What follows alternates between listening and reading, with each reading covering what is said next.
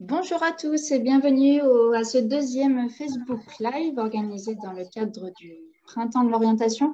Alors aujourd'hui, nous allons parler engagement citoyen ou tout simplement comment s'engager au service d'autrui. Mais je vais d'abord me présenter. Donc, je suis Alicia, je travaille à InfoJeunes Nouvelle-Aquitaine.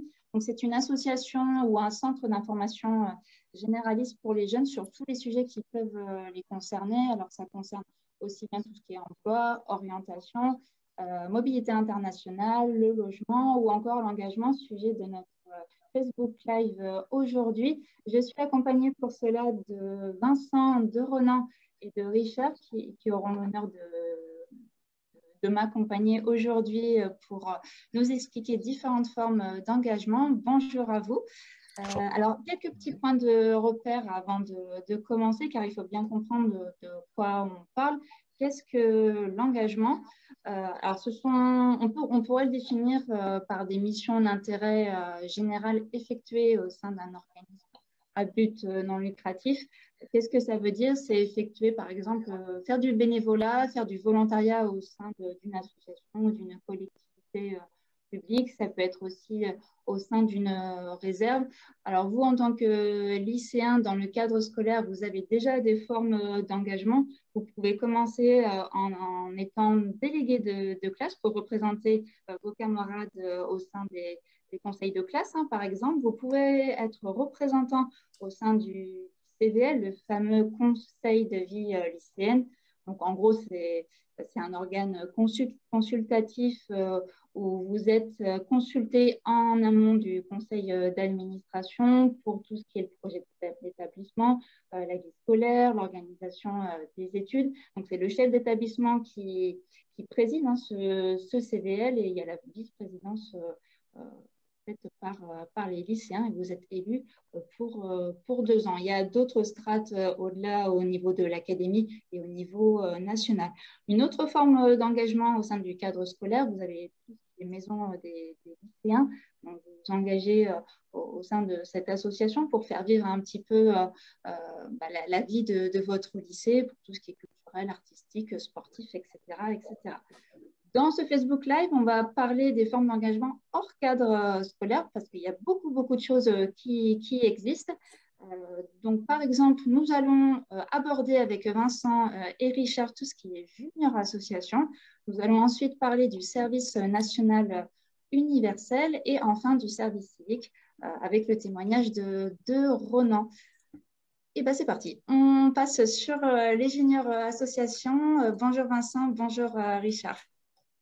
Bonjour à tous, je me présente Vincent Boutin, comme Alicia, je travaille à InfoJeunes Nouvelle-Aquitaine, je suis basé sur le site de Poitiers. Et donc nous allons commencer à visiter un petit peu les cadres hors scolaires avec les juniors associations. Et pour ça, je reçois Richard Sozo, qui travaille à la Ligue de l'enseignement de la Vienne et qui est le relais départemental des juniors associations en Vienne. Alors, ça m'amène à ma première question. Qu'est-ce qu'une junior association? Ah, bonjour tout le monde. Qu'est-ce qu'une junior association? Dans junior association, on entend bien sûr le mot association. C'est donc un regroupement de personnes, notamment de jeunes qui sont mineurs et qui décident ensemble d'œuvrer pour un projet commun et donc de créer une association. Cette association, elle obtient un label et une validation par le réseau national des juniors associations qui gère les juniors associations à l'échelle nationale. Et ces jeunes, une fois organisés, une fois labellisés, peuvent partir sur tout un tas de projets divers et variés et travailler ensemble et œuvrer ensemble et s'amuser ensemble et découvrir ensemble voilà, le monde associatif. Alors, vous parlez de jeunes, mais à partir de quel âge on peut commencer à créer une junior association et jusqu'à quel âge on peut créer une junior association? Alors, effectivement, la tranche est un petit peu large. On peut commencer à créer une junior association à partir de 11 ans, globalement. Ça correspond à peu près à l'entrée au collège. Il peut y avoir des membres majeurs au sein d'une junior association. On peut aller de 11 ans jusqu'à 20 ans à peu près.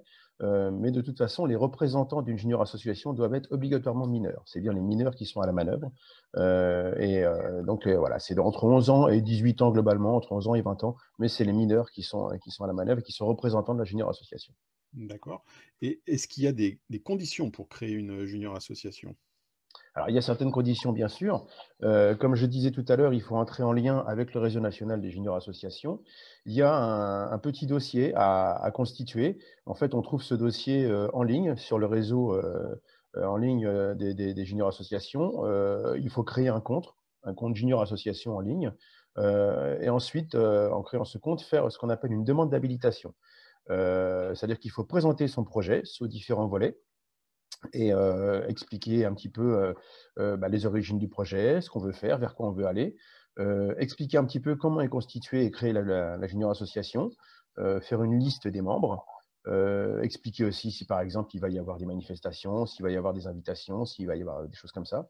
Et une fois que ce dossier est constitué, c'est là que le rôle du relais départemental se met en place, c'est-à-dire qu'il faut l'imprimer et l'envoyer version papier au relais départemental qui va éplucher un petit peu le dossier, qui va entrer en contact tout de suite avec le projet de junior association qui se met en place, avec les jeunes qui se sont organisés, pour voir justement avec eux, justement faire un état des lieux du démarrage du projet, les accompagner éventuellement sur des difficultés éventuelles, et puis faire une première validation au niveau du dossier pour voir s'il est bien complet, si les signatures correspondent, si tous les petits détails sont bien renseignés.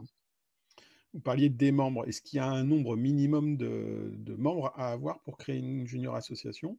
Alors, qui dit association dit bien sûr être à plusieurs, donc il y a un nombre minimum de 2 personnes, effectivement. Voilà, 2 représentants d'une junior association, et il n'y a pas de nombre maximum de toute façon. Et quel intérêt il peut y avoir à créer une junior association? Alors, les intérêts sont multiples. Déjà, il y a un cadre sécurisé, puisque c'est le réseau national des juniors associations qui gère la partie responsabilité civile. Et puis, il y a aussi quelque chose qui est non négligeable, c'est qu'une fois qu'on est constitué en junior association, on a la possibilité d'ouvrir un compte bancaire.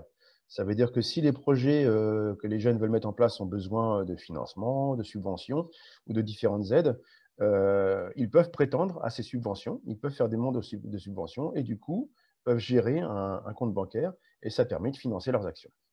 Est-ce qu'ils peuvent générer aussi des revenus? Alors, ils peuvent bien sûr générer des revenus. Il y a plein d'actions, ce qu'on appelle actions d'autofinancement, que les juniors associations mettent en place.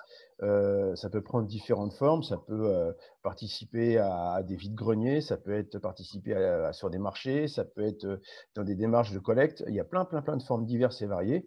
Et effectivement, alors l'idée, bien sûr, c'est comme une association de 1901, c'est de ne pas s'enrichir, mais de faire en sorte que les fonds récoltés partent pour le fonctionnement de l'association ou alors pour une vocation quelconque, puisqu'il peut y avoir des associations à but humanitaire. Et donc, du coup, il peut y avoir aussi des fonds récoltés dans ce but-là. Alors là, vous nous avez proposé des petites actions par rapport au fait de pouvoir pour pouvoir générer des revenus. Mais globalement, quel type d'action on peut mettre en place et dans quel domaine on peut mettre en place des actions dans le cadre d'une junior association? Est-ce que vous Alors, avez des exemples pour nous montrer un peu l'étendue et la variété des projets qui peuvent exister? oui, il y a plein d'exemples. Alors, dans le cadre scolaire, par exemple, il y a des junior associations qui se mettent en place et qui sont sur le volet de l'environnement, par exemple, avec la création de poulaillers solidaires, avec la création d'un atelier vélo pour une mobilité douce, notamment des jeunes qui sont en milieu rural et qui doivent prendre les vélos pour aller au collège. Se sont organisés d'une pour créer un circuit sécurisé pour aller au collège et ensuite un atelier de réparation de vélos pour pouvoir ensuite voilà, l'utiliser au quotidien pour venir au collège. Il y a des choses aussi autour du culturel, des jeunes qui ont envie de monter un club de danse, un club de hip-hop ou quelque chose comme ça, se montent en junior association et peuvent faire vivre leur association et voire même participer ensuite à des représentations pendant les manifestations quelconques sur des villes ou des villages. Il y a des junior associations qui œuvrent aussi même à l'international, puisqu'il y a des junior associations qui organisent des collectes pour différents pays voilà, où la vie n'est pas toujours identique à la nôtre et du coup qui veulent voilà, être solidaires. Il y a plein de volets. Il y a des volets, bien sûr, j'ai dit tout à l'heure, autour de l'environnement. Il y a plein de choses. Très bien. On arrive quasiment à la fin de mes questions. Donc, il y en a une partie auquel vous avez répondu tout à l'heure sur les conditions. Je voulais vous demander comment on crée une junior association. Donc ça, vous y avez en partie répondu. Mais qui peut aider à la création? Alors, j'allais dire tout ce qui va être paperasse, projet, méthodo. Est-ce que vous, en tant que relais, vous accompagnez aussi les jeunes sur le long terme par rapport à ça? Alors, il y a deux personnes qui peuvent globalement aider les jeunes voilà, à grandir un petit peu et à s'organiser au sein de l'association. Au sein même de l'association, il y a ce qu'on appelle un accompagnateur local. C'est-à-dire que les jeunes peuvent faire le choix, il n'est pas obligatoire, ils peuvent faire le choix d'être accompagnés par un référent, un adulte. Cet adulte peut être à différents niveaux, ça peut être un enseignant, ça peut être un élu, ça peut être un parent, ça peut être un animateur, en fonction de l'endroit où la junior association s'est mise en place. Mais cet adulte n'a aucun, enfin cet accompagnateur n'a aucun pouvoir de décision au sein de l'association. C'est là la difficulté de l'accompagnateur local, c'est d'avoir un peu de lâcher prise et de dire attention, où est-ce qu'on va, qu'est-ce qu'on fait, à quel moment on fait les réunions, regarder un petit peu sur le compte comment ça se passe, mais le rôle restera voilà, à ce niveau-là. Et c'est bien les jeunes qui vont prendre toutes les décisions au sein de l'association, même si quelquefois, effectivement, on va sur un échec ou sur des difficultés. Et puis, bien sûr, le relais départemental, qui ne se contente pas simplement de regarder le dossier, mais qui va répondre à toutes les questions que peuvent poser les jeunes en junior association.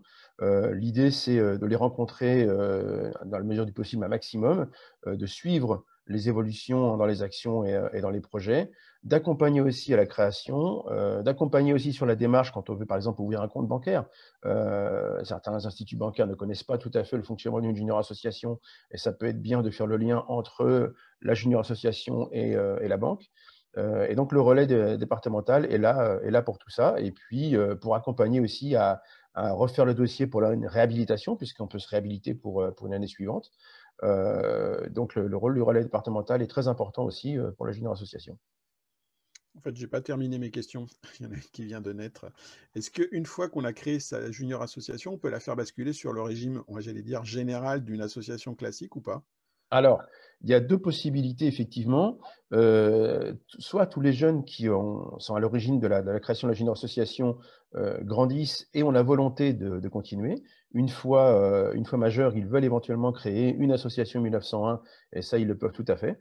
Mais il existe aussi, et là j'en ai deux exemples flagrants sur Poitiers, des mineurs qui ont décidé de basculer en 1901 en tant que mineur aussi. Mais on peut basculer sur une association 1901 sans problème. D'accord. Et mon ultime question, c'est où est-ce qu'on peut trouver toutes les informations? Il existe un site sur les junior associations au niveau national? Alors, au niveau national, il y a le site des réseaux nationaux des junior associations, où là, toutes les informations sont centralisées. Non seulement les informations, mais aussi le fait de se connecter pour créer le dossier. Il y a tout un tas de ressources, de relais, il y a tout un tas aussi de vidéos sur des exemples de junior associations qui sont mises en place, il y a des junior associations qui sont mises en avant. Donc, tout est clairement expliqué sur le site du réseau national des junior associations. Et puis, il ne faut pas hésiter aussi à aller sur le réseau de la Ligue de l'enseignement, où là aussi, les relais départementaux sont assez actifs et où les informations sont relayées, partagées aussi. Très bien. Merci beaucoup. Merci. Merci Vincent, merci Richard. Nous allons parler en deuxième point du service national universel, donc le fameux SNU. C'est une autre forme d'engagement qui a débuté par une expérimentation en France en 2019 et qui va progressivement concerner tous les 15-17 ans.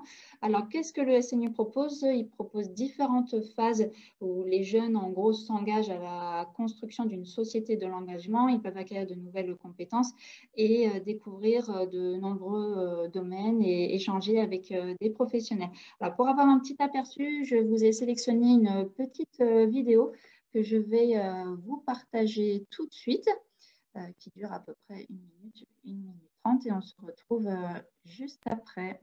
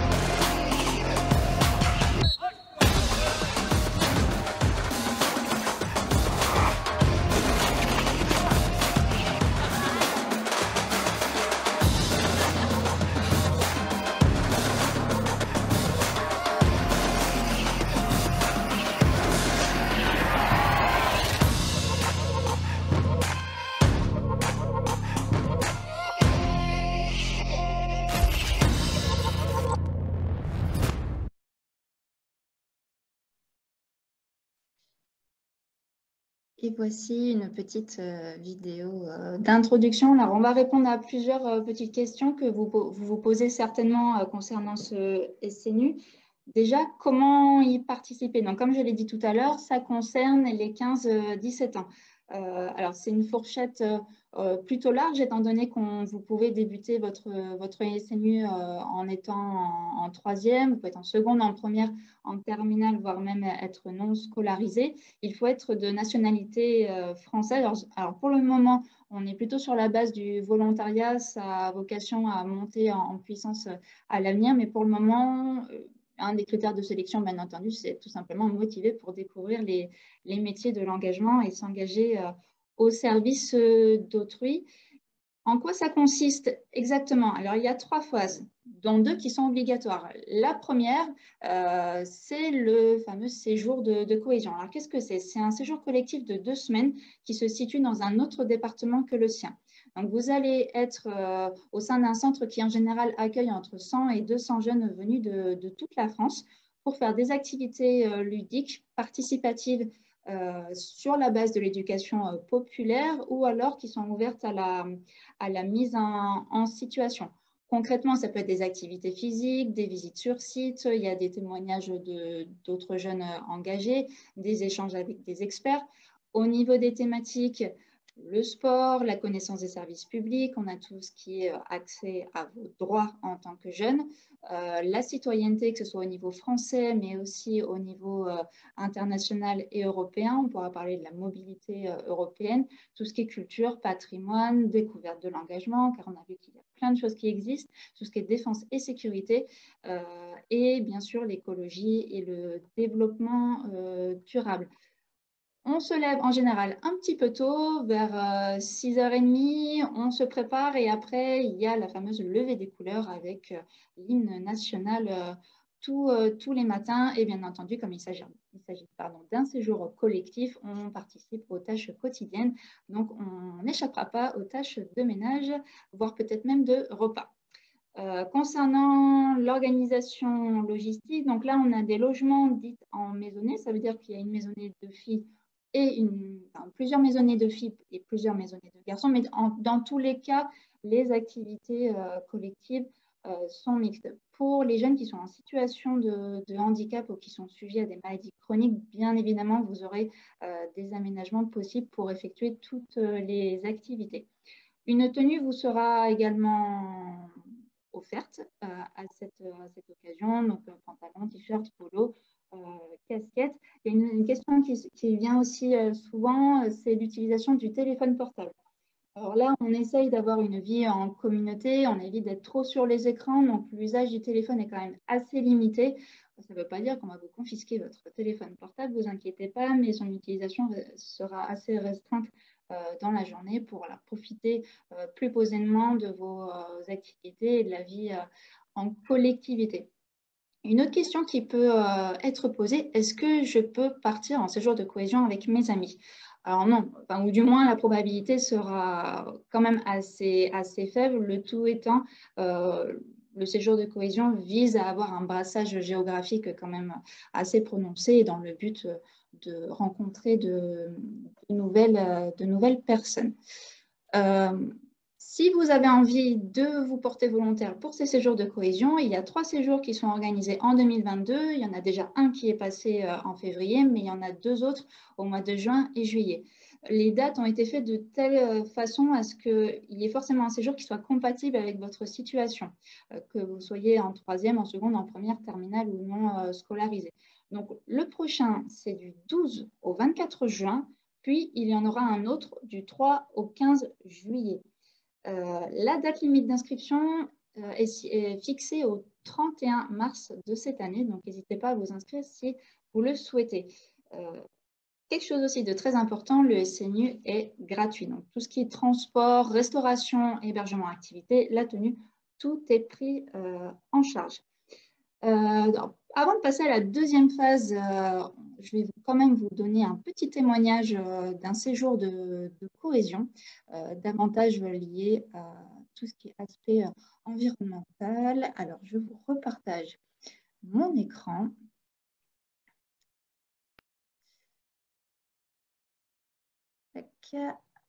Voilà. Et c'est parti.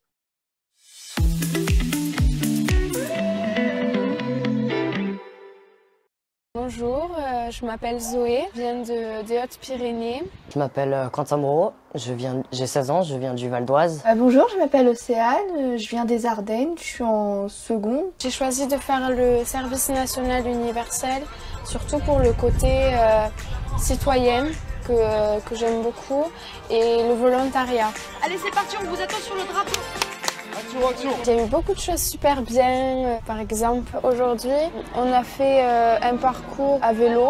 Tout le monde sait faire du vélo ou pas? C'est maintenant. Oui. Bon, c'est bon de le dire.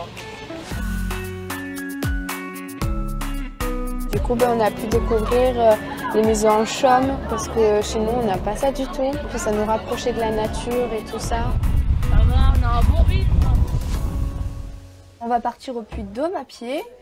Ça va prendre à peu près 2 heures. Ça va être ma première fois pour faire une randonnée aussi longue que ça. J'ai peur d'avoir mal aux pieds, ouais. Je m'assois.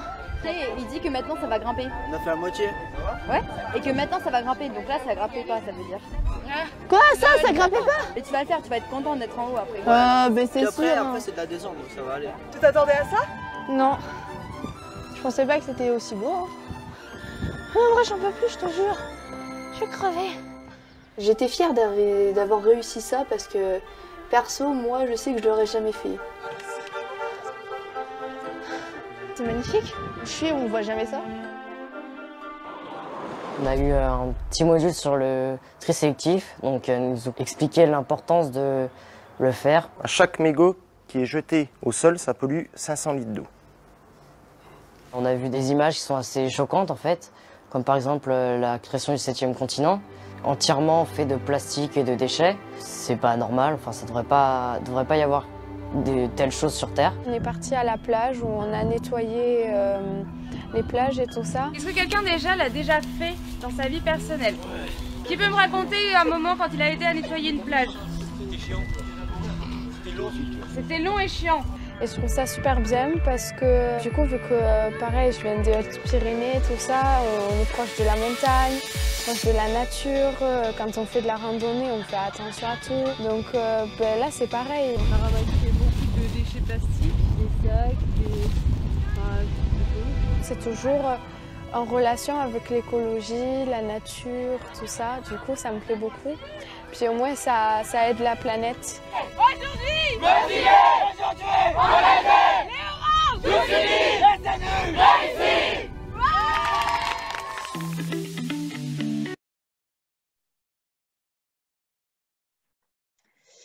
Et voilà, donc un exemple d'une activité au sein du séjour de cohésion, donc, qui, je le rappelle, constitue la première phase du SNU. La deuxième phase, rapidement, donc c'est la MIG. Alors, qu'est-ce que c'est la MIG? C'est la mission d'intérêt général. Donc ça, c'est à effectuer l'année suivant votre séjour de cohésion, donc environ 84 heures, ou une douzaine de jours. Donc ça, c'est une mission à effectuer en dehors du temps scolaire. Où est-ce que vous pouvez le faire? Donc aussi bien en association, ça peut être des associations de quartier, un club sportif, ou une fondation, une association de solidarité, au sein de services publics également, donc que ce soit mairie, médiathèque ou même un établissement scolaire. Tout ce qui est foyer de vie, un ESAT, ou bien dans les corps de l'armée, la police, la gendarmerie, au sein des pompiers, la sécurité civile. Nous avons aussi Emmaüs, tout ce qui est banque alimentaire. Donc, une diversité d'établissements d'accueil pour effectuer cette MIG. Comment candidater? Donc, vous allez tout simplement sur le site officiel du SNU. Donc, les offres des MIG sont disponibles dans votre espace candidat. Vous avez aussi vos référents départementaux qui peuvent vous aider à le trouver parce que cette MIG n'est pas effectuée du coup dans le département où vous avez fait votre séjour de cohésion, mais bien évidemment juste à côté de chez vous pour raisons pratico-pratiques. Il s'agit donc d'une mission qui reste encadrée, donc vous signez quand même un contrat d'engagement une fois que vous êtes accepté dans cette MIG. Voilà, donc qui, je le rappelle, est à effectuer l'année suivant le séjour de cohésion. Donc, c'est 2 phases qui sont obligatoires. Il y en a une troisième qui est facultative. Donc là, c'est une phase d'engagement d'un petit peu plus long terme qui est à effectuer jusqu'à vos 25 ans. Et ce sont des missions de 3 à 12 mois. Donc, mission facultative, on peut faire du bénévolat, on peut être dans les réserves de l'armée, de la gendarmerie, de la police, être au niveau des jeunes sapeurs-pompiers.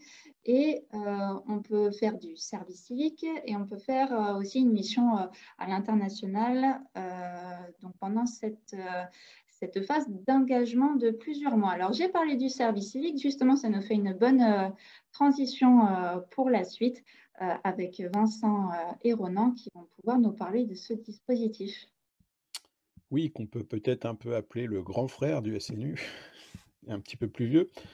Donc, il a été créé en 2010 et il propose un cadre d'engagement d'intérêt général pour tous les jeunes de 16 à 25 ans. On peut même aller jusqu'à 30 ans pour les personnes en situation de handicap. L'intérêt de ce dispositif, c'est que seul compte la motivation et le savoir-être pour être recruté, pour exercer sa mission. Donc. Les missions, elles sont d'une durée de 6 à 12 mois. On peut les faire dans les services de l'État, dans les collectivités, dans des associations. Et donc, cette mission, ce n'est pas un stage, ce n'est pas du bénévolat, ce n'est pas un emploi, c'est du volontariat. Et à ce titre, on peut recevoir une indemnité. C'est pas on peut, c'est on reçoit une indemnité pour cette mission. Si l'intérêt général est la caractéristique principale des missions, on peut les faire par contre dans des domaines très variés. Il y a 10 grands domaines en tout, très rapidement: solidarité, santé, culture, éducation, sport, environnement, mémoire, citoyenneté, développement international et action humanitaire, intervention d'urgence et citoyenneté européenne. Mais j'ai envie de dire, qui peut mieux parler d'une mission qu'un volontaire? Et à ce titre, nous recevons Ronan. Bonjour. Qui est volontaire en service civique à InfoJeunes Nouvelle-Aquitaine. Bon, bien sûr, c'était assez facile de trouver un volontaire de notre structure. On aurait bien aimé trouver aussi d'autres volontaires, mais bon, Ronan était disponible et a voulu nous parler de sa mission. Donc, déjà, comment est-ce que tu as trouvé ta mission, Ronan? Et le moyen le plus simple, qui est évidemment d'utiliser le site servicecivique.gouv, sur lequel sont répertoriées l'ensemble des missions du service civique. Du coup, après, à l'aide de critères géographiques et un peu de domaine, etc., on peut balayer l'ensemble des missions et trouver... moi, c'est comme ça que j'ai trouvé la mienne, quoi. Et voilà. Pourquoi tu t'es intéressé au service civique? J'avais quelques mois où je ne savais pas précisément quoi faire, etc. Et le service civique m'a été suggéré, en fait. Et je me suis renseigné, j'ai feuilleté le site et j'ai fini par trouver quelque chose qui me permet de développer des compétences que j'aurais pas eu à utiliser autrement et évidemment recevoir l'indemnité en question et de pouvoir découvrir la structure CRIJ, dont j'avais pas entendu parler avant de tomber sur l'annonce, d'ailleurs. Voilà. Et du coup, avant de nous trouver, est-ce que ça a été long à chercher? Combien tu as fait d'entretiens pour décrocher une mission? Alors, non, j'ai postulé à 3 et c'était le premier entretien que je faisais. Mais du coup, j'ai postulé avant à 3 services civiques pour lesquels ça n'a pas donné de suite. Du coup, j'ai continué puisque ça restait quand même une très bonne option. Et finalement, j'ai été contacté par le CRIJ, passé un entretien et tout est allé plutôt vite ensuite. Voilà. Et entre ce que tu as lu de la mission et ce que tu fais exactement au sein du CRIJ, donc InfoJeunes, est-ce que ça correspond à l'image que tu t'en faisais, ou est-ce que c'est complètement différent et du coup c'est intéressant, ou au contraire plutôt décevant? Non, ça correspond. Juste, il était écrit de l'accueil et de la médiation numérique. Peut-être que je ne savais pas exactement ce à quoi ça correspondait et je ne savais peut-être pas non plus les différentes missions du CRIJ, donc les différents sujets que je pourrais avoir abordés à l'accueil. Entre autres, je fais de l'accueil. Mais du coup, non, j'apprends un peu tous les jours. Des activités que j'aurais pas eu l'occasion de faire. Je présente une chronique dans une émission de radio. Je réponds aux questions diverses et variées à l'accueil. Je fais différents posts pour animer le Discord, animer, partager des offres d'emploi. Non, non, c'est très complet, varié et plutôt intéressant. Voilà. Et est-ce que, du coup, cette mission, tu penses qu'elle va te servir pour plus tard? Est-ce que tu as déjà commencé à réfléchir et à travailler sur ton après? Alors oui, mais en plus, c'est l'autre avantage d'être riche, c'est que ça me permet pour moi, à titre personnel, de pouvoir obtenir diverses informations en étant en contact de gens dans ces métiers, d'informer des jeunes, en fait. Donc pour moi, c'est vraiment idéal. Ça me permet de chercher une formation, peut-être pour l'année prochaine. Et, euh, et voilà, je trouve que je suis plutôt gagnant dans le fait d'être dans une structure comme le CRIJ. Donc ça, c'est vraiment à titre personnel, mais le service civique en lui-même est vraiment une très bonne option, parce que c'est un volume horaire qui est relativement faible. Dans mon cas, c'est 24 heures par semaine. Et, euh, et c'est... Non, c'est chouette de pouvoir utiliser des pages Facebook entre guillemets professionnelles, voir comment ça fonctionne, de communiquer par ce biais-là, ce qui n'est pas un truc que j'ai eu l'occasion de faire avant. Donc non, j'ai appris des choses et j'en suis bien content. Est-ce que la mission correspond un peu, ou en tout cas, est-ce qu'elle peut s'inscrire dans une forme de continuité par rapport à la formation que tu faisais, ou en tout cas le parcours que tu avais commencé à faire pour toi, et du coup, est-ce que la mission sert ton projet personnel, ou est-ce que c'est quelque chose qui est complètement différent de ce que tu faisais Du avant? tout, complètement différent. J'aurais plutôt des formations plutôt scientifiques, etc., et qui me servent absolument pas à mon service civique. Mais c'est aussi tout l'intérêt. C'est aussi le truc qui est plutôt cool, c'est que je fais vachement plus de relations humaines en fait avec les gens, etc. Et ça change. Ça permet aussi de découvrir, de redécouvrir la vie dans une entreprise, puisque c'est pas forcément un truc qu'on a on a l'occasion tout le temps pendant qu'on est en études. Ça arrive pour des temps partiels et autres, mais c'est aussi, non, c'est bien. Ça n'a rien à voir avec ce que je fais, mais c'est ça qui en fait le charme, je pense. Donc je précise que Ronan, lui, il travaille en plus à côté de sa mission. Donc c'est une petite précision par rapport au cadre du service civique. Oui, c'est possible. On peut ne pas être en activité, on peut avoir terminé ses études, donc et passer sur une forme d'année, on va dire, de césure ou un break pendant lequel on peut faire sa mission de service civique, mais on peut aussi continuer d'être étudiant et à côté de ses études faire une mission. Alors il faut faire attention à bien doser les volumes horaires de chaque côté, aussi bien côté mission que côté cours, puisque ça peut être après compliqué d'arriver à tout faire de chaque côté. Et on peut aussi être salarié, donc avoir un petit à côté, et puis faire une mission de service civique. Est-ce que tu as, peut-être qu'on n'a pas encore parlé, parce que c'est peut-être un peu tôt, mais est-ce qu'on t'avait parlé de l'Institut de l'engagement? Est-ce que tu en as entendu parler? Du tout. Du tout. Donc, voilà, il va falloir qu'on en parle, hein, et du coup, je vais profiter de ce petit temps pour l'introduire très rapidement. L'Institut de l'engagement est ouvert à tous les volontaires qui ont fait un service civique ou qui sont en train de le faire. Ça dépend des promotions ou en tout cas des sessions dans lesquelles vous êtes inscrit. C'est un moyen qui permet d'avoir un petit coup de pouce pour son après-service civique, quand on veut faire soit des études, soit créer son activité économique, soit essayer de trouver directement un emploi. Donc du coup, l'Institut de l'engagement permet, au travers de parrainage, au travers de jurys, parfois de sauter des étapes dans certains parcours, par exemple pour intégrer des formations avec des concours d'entrée. Le fait d'avoir fait un service civique peut vous permettre d'avoir une exemption de certaines étapes des parcours, en fait. Du coup, c'est intéressant. Alors, le nombre de places est limité, c'est sur dossier, il faut état de sa motivation et du projet qu'on a et pourquoi on souhaite solliciter l'Institut de l'engagement. Mais ça peut être quelque chose d'assez intéressant. Ça peut donner vraiment un sérieux coup de pouce. Voilà, je ne sais pas, est-ce que tu veux, pour terminer l'interview, nous dire, je ne sais pas, ton ressenti sur le service civique d'une manière générale?